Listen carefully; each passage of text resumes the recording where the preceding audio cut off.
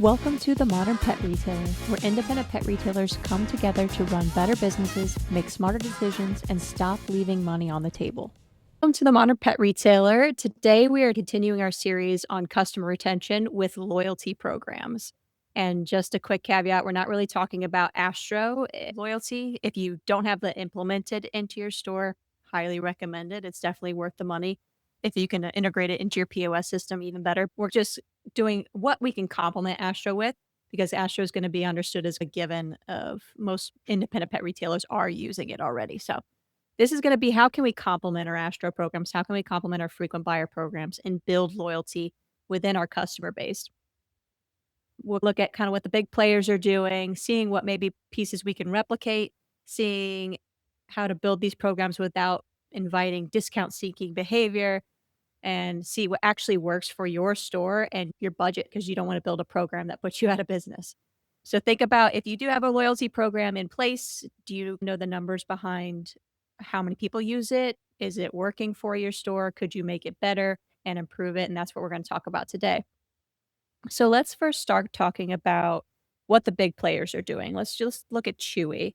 Obviously, Chewy has no physical retail stores really right now in 2026. I believe that is a projected thing for them, and I think they have started a couple of pop-ups. But right now, they're just strictly e-commerce, and 83% of their purchases are of auto ship subscription-based purchases, and that's the entire strategy of how Chewy's gonna build loyalty. They've built their entire business around the subscription model.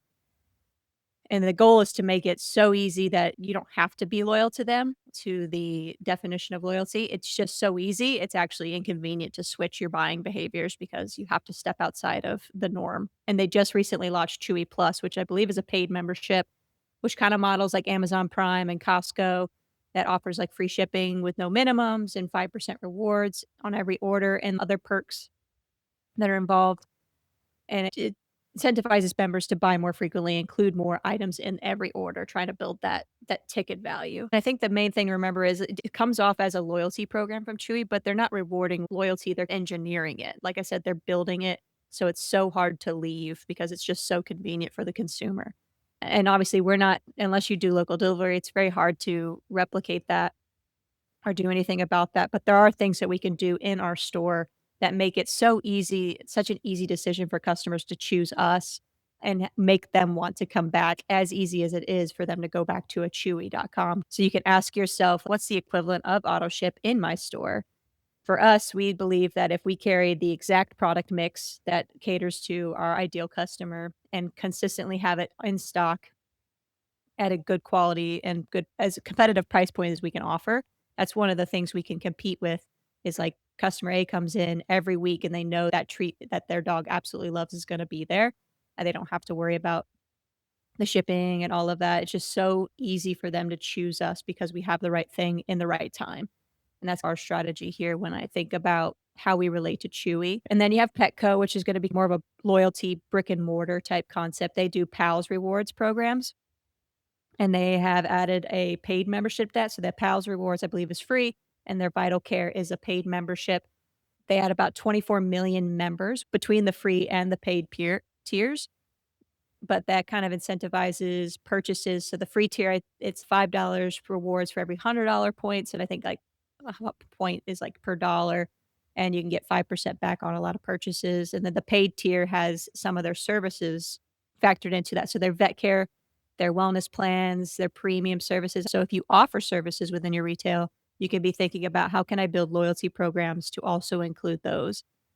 Because that'll be something that if you do have Astro, it obviously plays no part into your internal services. The biggest thing that I've heard about Petco's loyalty program is that it can be very confusing. The added things, taken away things without the customer's knowledge. So you don't wanna do those kinds of practices, because again, you'll have the same exact feedback, only it seemed like on a much painful level. You can, at 24 million members, they can afford to lose a couple, but if your loyalty program only consists of 1,000 people, you don't wanna lose a couple.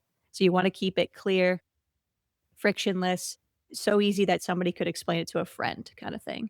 That PetSmart's done a really good job with their loyalty program. They have about 67 million people in theirs, and obviously they're a very big box store, and they have one of the largest loyalty programs in the country, but they have a gamification platform. So they have 3 tiers, your member, your bestie, and your VIP. And the higher spenders get more rewards. I think at the VIP, if you spend $1,000 in a year, you get a string of rewards that you don't get those lower tiers. So they're trying to gamify and almost reverse engineer if they have 100 customers at this profitability rate and trying to push people to those higher tiers by gamifying their membership program. The last they reported that 95% of their purchases go through loyalty memberships. Similar to us, I think we have a similar number of most of our people are what we call Pet Pass members here, but they almost always use their loyalty or membership number with us because of the program we have built. But PetSmart kind of does it a little different than the other two, is just that they've that gamification, like they're trying to encourage and groom you into being a better customer to get other rewards. So that's how they built that process. And I think it's important to say you can't match Chewy's engineering or PetSmart's scale, but you can out personalize them and make something customizable to your store. The intimacy and the relationship you have with your customers is huge when you're trying to build that loyalty. Now, Dave, do you like any of these examples? I don't know if you've reviewed these recently, but are there any of them that intrigue you on how they use them?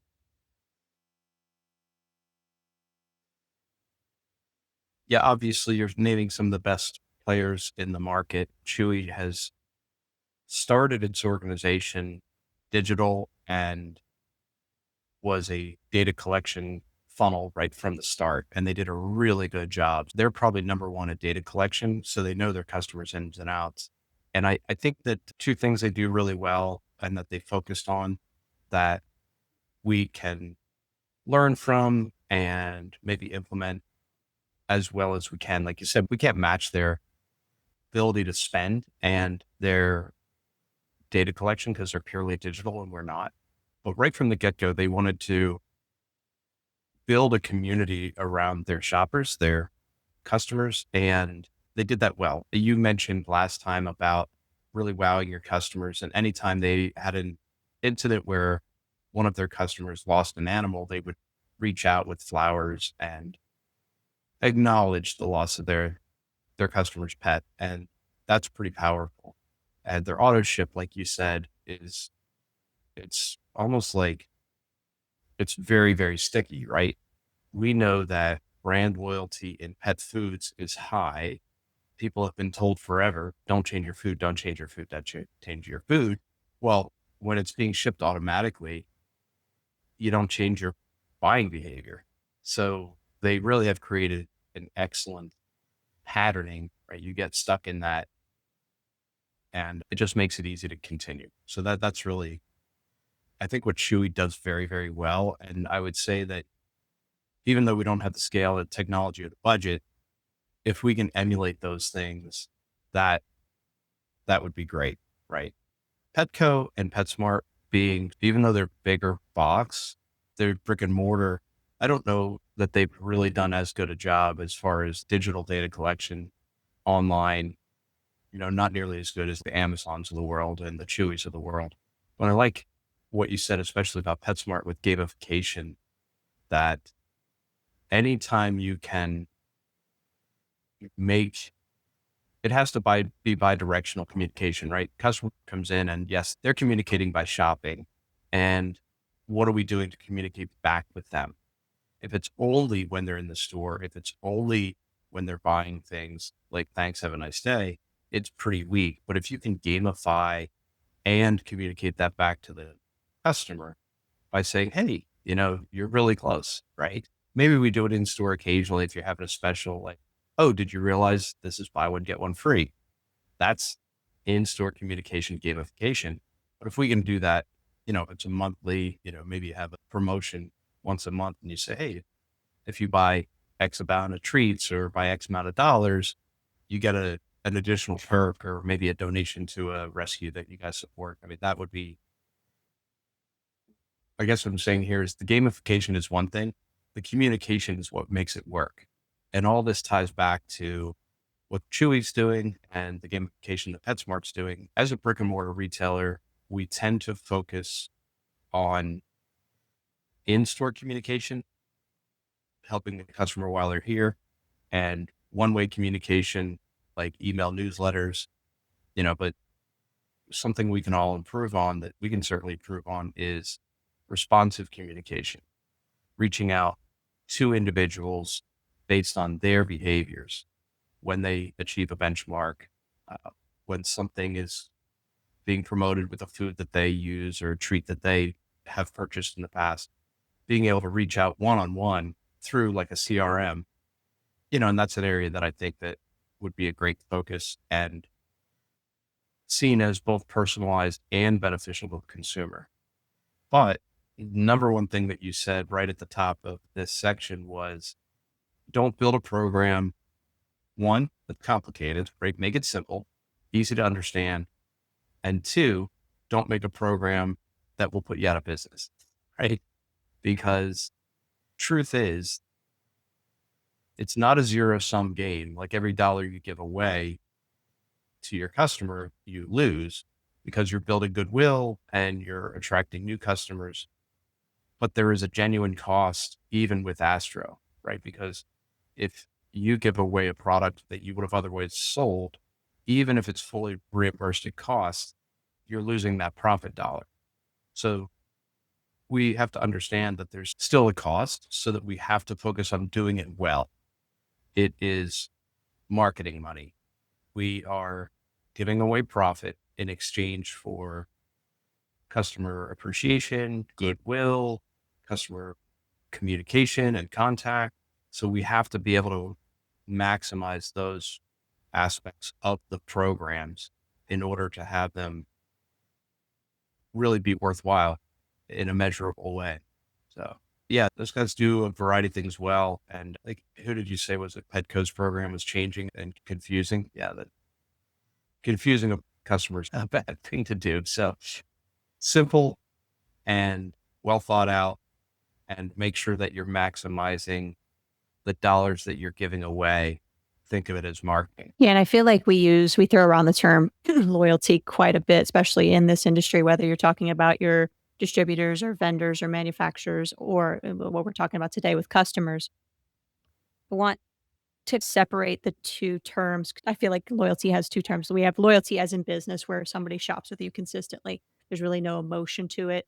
It's just like Chewy is building you to keep coming back. It's like a artificial loyalty. But what we have and what we can do as independents is build actual core loyalty where I said people love us. They want to support. They know your family, you're their neighbor down the street. We're building a loyalty that is resilient to a big box coming in and offering a lower price. No, I know the Braxtons personally, and I know that they've always cared. They've been a staple in the main line for a very long time. We're building real quality loyalty. That's where we can compete the best, is not necessarily the auto shipping and the faux loyalty that's just so easy that I might as well be loyal because it just shows up on my door. But the John delivers my food every week, and I have a 5-minute conversation before he leaves of just how things are going in life, and like I said, you're making a shoppable experience that every time somebody comes in, they feel welcome and they feel like they could trust you with their pet's problems.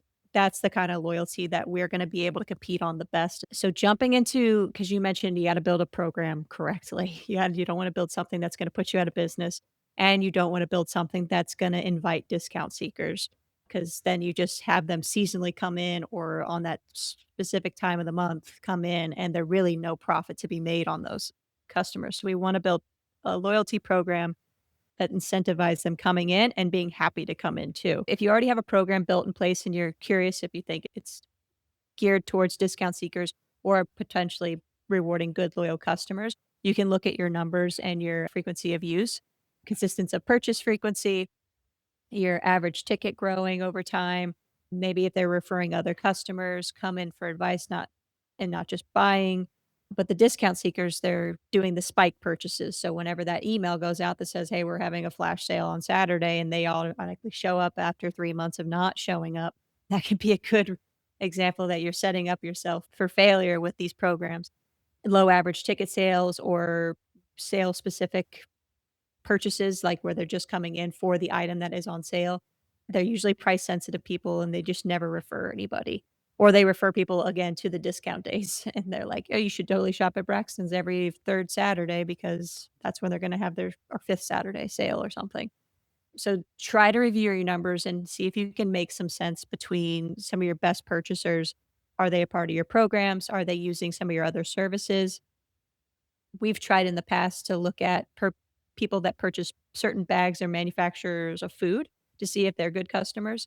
Astro gives you the information of which frequent buyers are used and redeemed the most. So you have that data and you can look to see which customers are better than others. I think when we initially looked the first time, like our Origin Champion customers, obviously spending a good bit on the food. We're not necessarily going into the middle aisles and buying consumables, which we would prefer and everything, whereas a From potential customer would be going into those aisles or would be adding on the treats or something like that. So the using Astro's data to bolster your information, which ones do you wanna grow, which ones do you not wanna grow based off of consumer behavior, but look at the information you have at hand to see what you can work with. Yeah. So I wanna look at what drives real loyalty in our specific industry and in independent pet. We mentioned expertise and trust, building relationships, being consistent.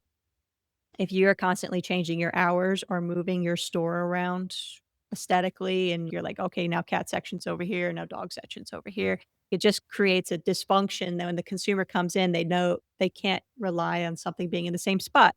They show up and your hours have changed and you move them around consistently to fit your own schedule. That can back that trust off convenience. Our primary focus at Braxton's is dog products, so we have dog right front center as soon as you walk in, and then it goes to wild birds, the next big product category, which is gonna be the next thing you approach, and then cats kind of on the end there. So making it convenient towards your shopper, having heavy things down on the right size, you don't want heavy stuff way up here. All of the little nuanced things that you walked through last week when we talked about how can you make the shopping experience so easy that you red flagged that you can change and make it a convenient experience. One thing we've done here at Braxton's is we've built a loyalty program with points. For every $200 you spend, you get $5 off. And this is something that predates me. Dave, when you built this initially, what was your thought process in building it? The program has the two sides, right? The Astro buy X, get Y, buy 12, get one free, buy 10, get one free, depending on the program. And the non-food purchases is the $200 of non-food, get $5 back. And there's a balance between, looking at other programs and kind of like working through. The premise was basically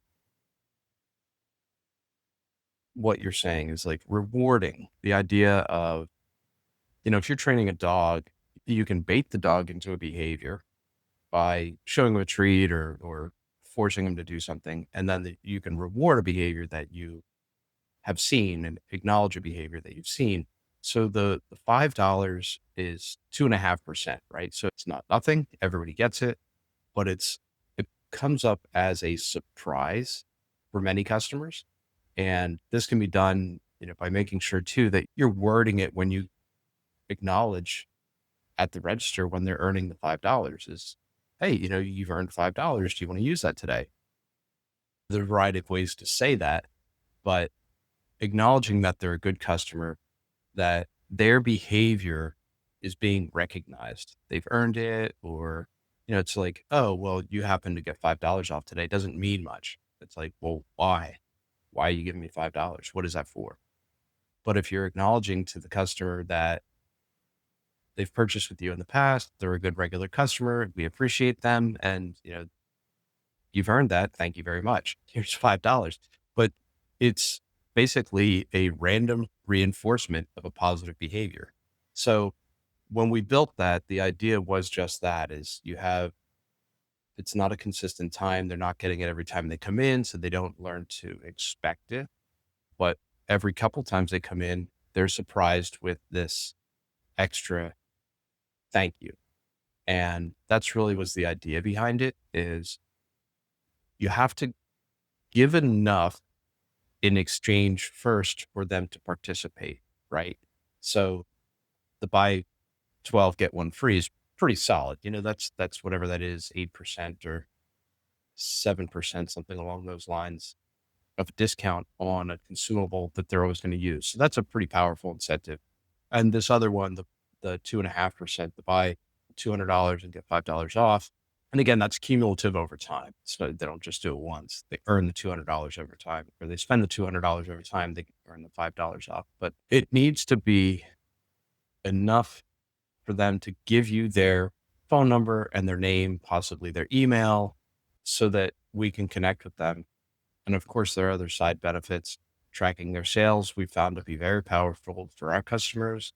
The email newsletter with information is also appreciated. But this sort of surprise reward behavior, I think, is probably the most powerful part, because we hear all the time, like, oh, that's great.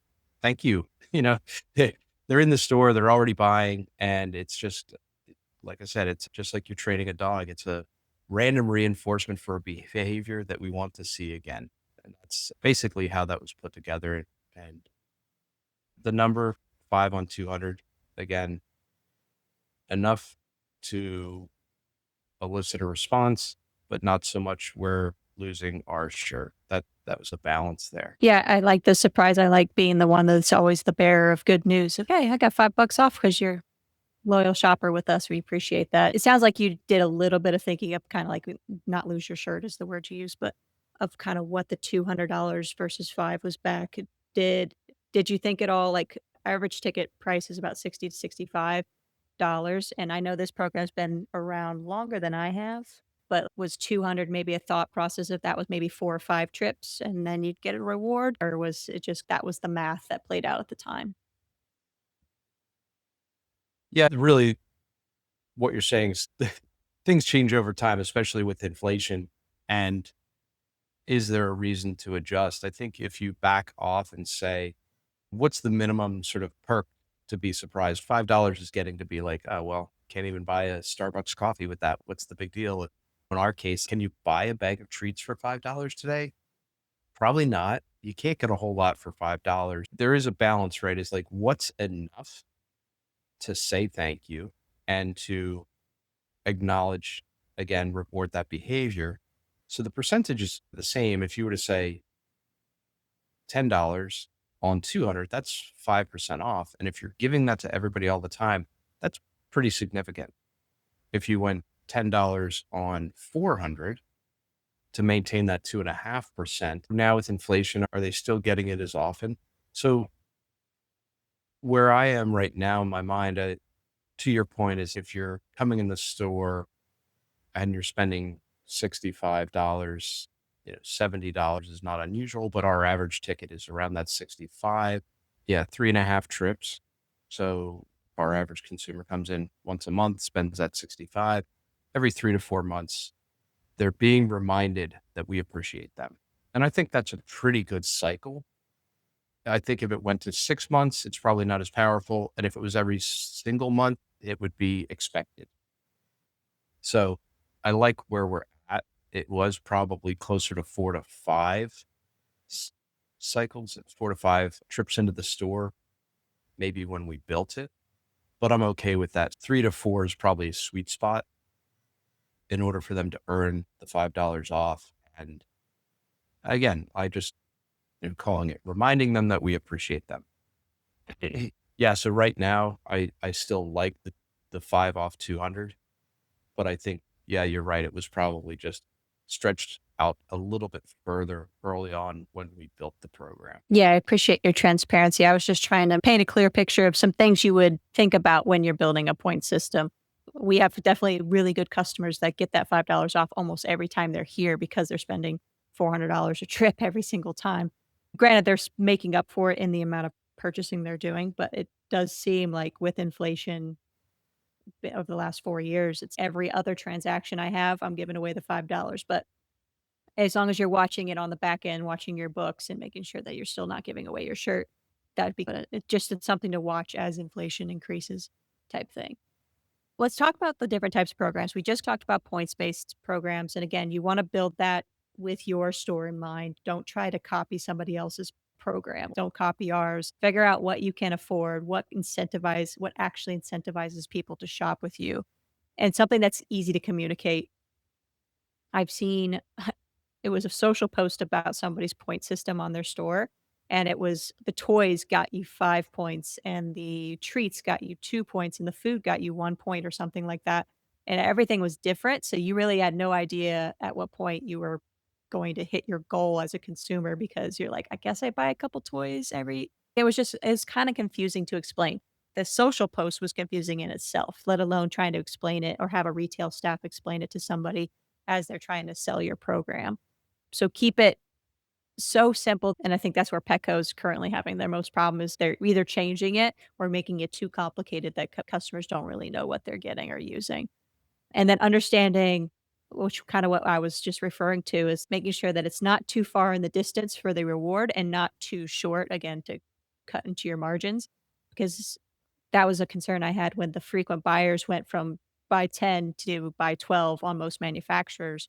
I was like, If you're an average shopper buys 1 bag a month, it's gonna take an entire year for you to get your free bag." Whereas that 10, it almost seemed a lot shorter, significantly 2 to 3 months shorter. And so I was worried that people were gonna be like, "I guess I get it when I get it," 'cause it just seems like a gentle surprise now almost, whereas with 10, it was like, I know it's coming up because it's been a good amount of time or something. I definitely think we've seen friction when that first went into place with the 10 to 12, but now it seems more like, again, that surprise factor. You're like, "Oh, man, I just didn't realize it's been 9 months to a year probably since I got my last free bag," or if you're a multi-dog household.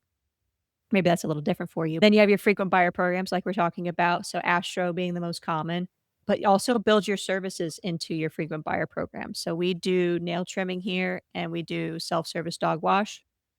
We kept it to 12 to 1 on those, and that wasn't necessarily margin based or anything. It was more to stay in line and easy to explain with most of the Astro promotions or Astro frequent buyers. So that's what we stuck with there. It wasn't necessarily to you get pleasantly surprised with that, and with the bath, it's kinda nice because if people know that their new free bath's coming up, they might be incentivized to cut it a week short and come in early, and then they might squeeze an extra bath in the year that they wouldn't of, knowing that it's coming up, and then they don't have to worry about that part when they do the bath. Or the nail trimming is still pretty new to us, so I don't have enough information about how many people are redeeming that one, but the bath one is definitely something that incentivizes people to keep coming back. Granted, unless you go to a groomer, the only game in town for that, but it still gets redeemed quite often. Another thing we did with the bath is we did not set it per dog or anything, so if you have 2 dogs in your house, it's just accumulating on your account, so it's not dog A is up to 6 baths and dog B. So I've seen that at, I think, Pet Supplies Plus. It's under individual dog for their retention program. So again, as simple as it can be, easy to understand. You need to reward the multi-dog household anyway. They're going through a lot anyways. Then you have a membership program as loyalty. So like a flat monthly fee or annual fee in exchange for a set amount of benefits. And again, you want those benefits to be so clear and so easy to understand. Chewy Plus, Petco Vital Care, the big versions, we can do it too. We don't have any membership set up currently, but I do like the concept of monthly recurring revenue with memberships. I think that can be very helpful to a store that might be struggling with just general traffic issues. And then you just build this again with the end in mind of if I had 500 people sign up for this, would it bankrupt my company kind of thing. So whether it's like $10 a month for unlimited nail trims, 10% off all food, wouldn't do that. But just something to get the brain going of if you have a membership, what things can you offer and what things can you build into it? What are you giving away for free right now that you can include as a perk for a membership? Like when I've toyed around with the membership idea for here, obviously anybody that walks in, we will give them the most information they want about nutrition. If you have a membership, you can literally include that in a line item of we will talk to you whenever you want about nutrition kind of thing. You have priority access to us, but it's nothing that's changed outside of your normal operating. It's just showing it as a feature that you will get whether or not, but it kind of bolsters your maybe your tier system if you build a membership like that. But the value has to be crystal clear and you want to make sure that it's again, you don't want to mislead anybody. When I say we offer nutrition information. We don't wanna mislead that it's like the only way you'll get this is if you're a member, but we want it to be clear of the value to everyone. And then we had the gamification programs like PetSmart. To me, this one could get probably the most confusing and the most convoluted very quickly, but I, as a consumer, do love gamification.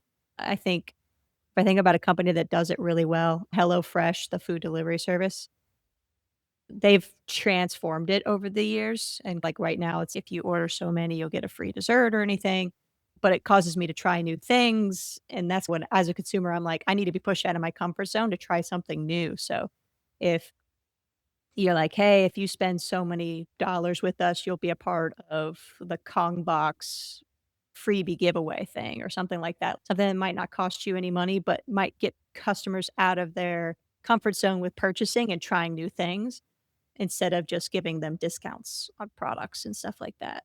I like that a lot. Again, the key rule is just clarity. Make sure you design it so that anybody can explain it to their friend or family. Now, Dave, do you think there is something better we could be doing in a way of loyalty that we could be doing for our store?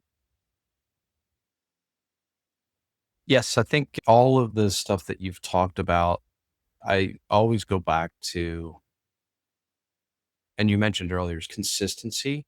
I was talking about communication, and so much of it has to do with data management.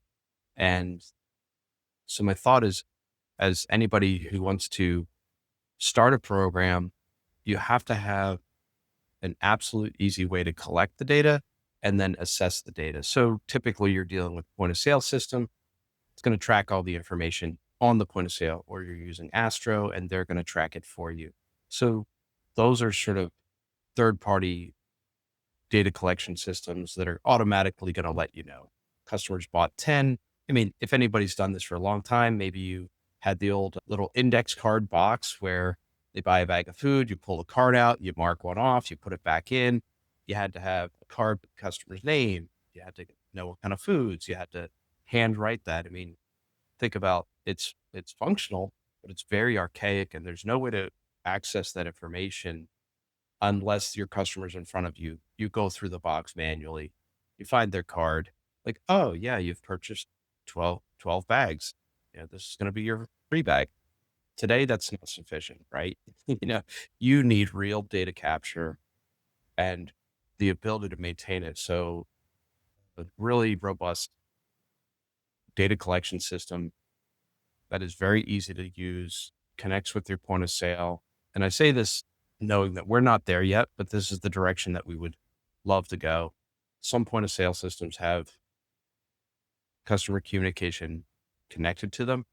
Ours doesn't. So I think with getting a CRM or having the customer purchase history in a CRM so that you can easily collect and assess and have this fully automated, that's where I would love to continue to move forward towards, so that we can do either outbound reach via our website or texting or email or in person, where every touch point of a customer gets collected and then put in the face of the front staff who's communicating. So they walk in, we know what they got.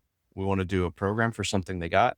We just run through the CRM and say, anybody that's purchased this treat gets this communication, special deal happening. So that's really my goal. My direction is to have a more refined data collection and assessment tool that connects with our point of sale system and out, outreach, whether it's text or email or those things. That's the area. Like I said, I look at Chewy and think they've got it nailed down because they essentially have one channel. It's digital and all of the data is collected. So they have no problem. So, but we're still coming up, got a lot of the data collected. It's just not as easy to assess and communicate back out. So that's really my focus of what I would love to have happen, and just to continue to move towards that. I agree. I think if we can get the AI bots or the agents to pull that data from either Astro or from our POS system and then funnel into our CRM for communication, I think that would be really awesome, because then you don't have to do it manually. And then when you do it manually, you don't do it. So it's just, I think getting that set up would be great and very beneficial. I know I talked briefly about setting up programs for service-based versus product-based, but I wanna kinda explain why I think you should set up if you have services within your store, why you should definitely include them in a product-based loyalty program. The customer who buys food for any reason and they're back every 4 to 6 weeks when the bag runs out, they could easily get that somewhere else. The services you offer, they probably cannot get online. Building some kind of program to keep traffic coming in can just basically help your product-based loyalty programs. I just wanted to hit that point because I feel like I didn't cover that earlier. The last thing I wanna talk about is a loyalty program that nobody knows about is no loyalty program. So have to be able to articulate it not just to our customers, but making sure that our front staff and our retail staff can articulate it and represent it well. Because if it's a second-handed thing for them, it's just like, "Oh, would you like to join our loyalty program?" Which I'm sure you've gone to a lot of different retail stores and had that kind of lackluster toss up in the air for a last minute shot from the retail person. But it has to be something that they're enthused about, something they want to encourage people to do. I know our staff love the fact that we have a history built on all of the customers, so it just makes their jobs easier. Outside of the actual loyalty benefits that they get when they sign up for our program, it makes our staff's life easier having that data and making sure that we can capture that so they can use it later. So they're very enthused to tell people like, "Hey, like, there's a lot of great benefits that come along with this," and they're happy about telling people. Most of our retail staff are entry-level positions. They don't necessarily have a sales background or the sales techniques. So this is one way we can invest in them to be like, "Hey, you have to make this program sound really relatable, really great in, like, a very short window of a transaction time and get people to sign up." It helps build that skill for them instead of just a typical retail transaction. So that's one way we invest in people as we train, especially with younger people, how to communicate quickly, how to communicate the points that actually apply to maybe the person you're talking to. Because if somebody's coming in for bird seed and they don't have any indication they're buying dog or cat, you wouldn't want to sell them on you get for every 12 bags of dog food, you get one free. We're like, well, I just take care of the birds or whatever. Knowing when to say which perks and to who. So training is huge with employees, whether it's the soft skills of just being able to communicate, and then also making sure that the program is easy to communicate and sign up for. We currently have a marketing tactic with our loyalty program where we give out $5. We don't tell them we're giving them $5 if they sign up. It's got added surprise. They'll get $5 off that day, and then they'll get handed a coupon. And we'll ask them, "Next time you're in, would you like to do a dog wash for free, or would you like a bag of treats for free?" And that does 2 things. One, it's like, "Oh, wow, I'm getting something else, and I wanna come back and use this." And then it also tells them, like, we have a dog wash because sometimes if you walk straight through our store, you might not see it. So it also brings awareness to a service that we offer. And then you're giving them a choice. And then ideally, when they come back, it'll be the second time when they come to redeem that coupon, the treat or the bath. So once they redeem that, we're also gonna give them a 3rd coupon because 'cause we're trying to get them here 3 times to hopefully interrupt wherever they buy their food or wherever their usual buying habits are at. The 3rd time is 50% off pretty much any food item, whether it's bird, food, dog, cat, dry, wet, freeze-dried, raw. We wanna make sure that we've really given them a reason to potentially switch to Braxton's, and that's our interrupted pattern and getting people into our loyalty program. But the main key of all that is making sure that every stage of that is a surprise. Like, "Oh, wow, I can't believe you're rewarding me with shopping with you. This would make it a no-brainer." Dave was a big proponent of how we built this because we wanted to do the pattern interruption. I like the way that ended up coming together. And it really is about what you just said is the pattern interrupts people. Inertia is very powerful, right? We're just going to keep doing what we've been doing until we have a very specific reason to change our behavior. And we have to insert ourselves in the middle of an organic behavior change, or we have to be very powerful at changing their behavior, right? So organic would be dog has something going on and the vet tells them to do something different. Unfortunately, in most cases, the vet tells them to go on a prescription diet, which we may or may not have access to. So that's a negative for us. A new puppy coming in the house or adopting a new dog or a cat, this is it sort of like an organic, they're driving the behavior change.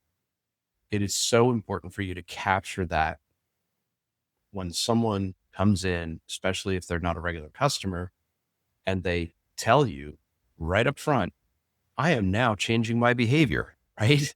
I have a new puppy. And you're like, awesome. I don't want to necessarily pack their cart with $5,000 worth of stuff, although that would be nice. I want to make sure I'm anchoring the behavior of shopping with us consistently over time with consumables, especially the food and then other consumables. So what we're trying to do with that is you nailed it, Tiff, is like those two things is reward based versus bait. So we're not saying, hey, if you sign up, I'll give you $5. You're saying, these are the benefits of the program. I'd love you to join. Oh, and by the way, here's $5, right? So the difference is subtle, but it's clear is like rewarding behavior is way more powerful than baiting behavior because when the bait's not there, the behavior will probably not occur. But if they do the behavior and you reward it, we're way more likely to have it occur again. And that's really the premise of the way that we built the staging of the gifts, the rewards.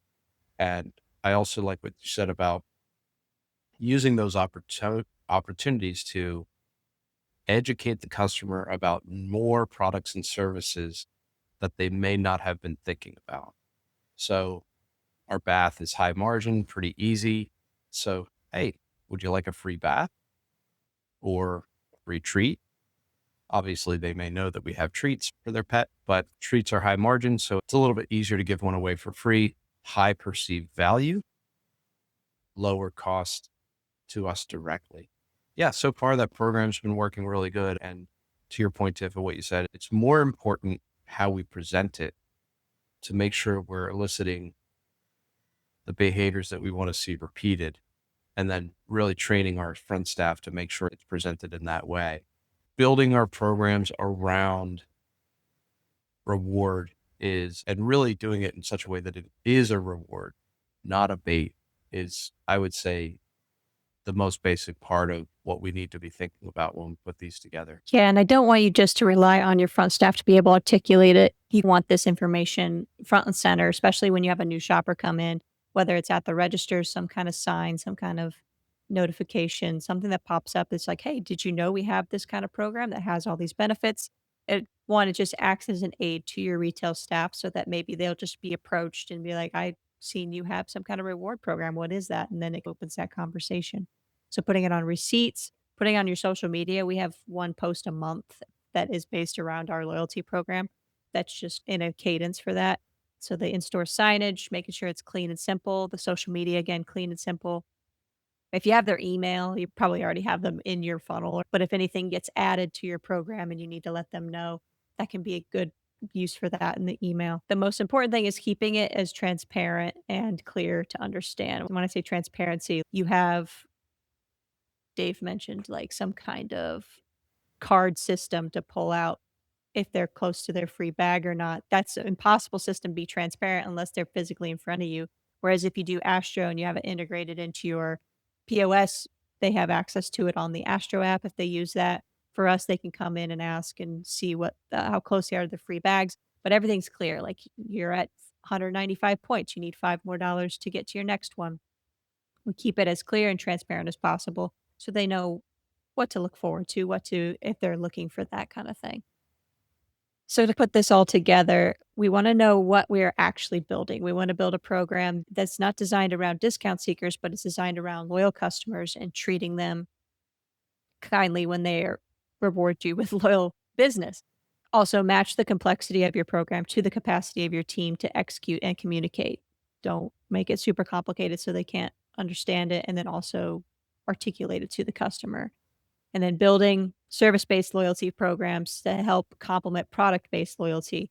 The behavior is different and deserves a different incentive, so you wanna make sure that you incentivize those. and then make your program as visible and at every touch point that you physically can. We have a second screen on our POS systems that show a bunch of different local events and stuff that we're doing, but it also has that page that explains our loyalty program to our customers so that it can help open the conversation if they're a brand new customer to us. The best loyalty program is not the most sophisticated one. It is the one that your customer actually understands and actually wants to use and is feels rewarded by for shopping there. So start there and build it. So this week, I want you to find out what percentage of your transactions are going through your loyalty memberships if you have one set up. If you don't have one set up, start thinking about how you're going to build it. The number will tell you if your loyalty is good, if it's bad, or if you need to restart and fix some of the problems. And we just spent some time talking about how to keep customers. Next week, we're going to talking about what happens when you almost lose one. We're going to be talking about the upset customer that comes in with a complaint or is dissatisfied and how that plays a huge role in how you react to that and how you retain that customer. So we'll see you guys next week.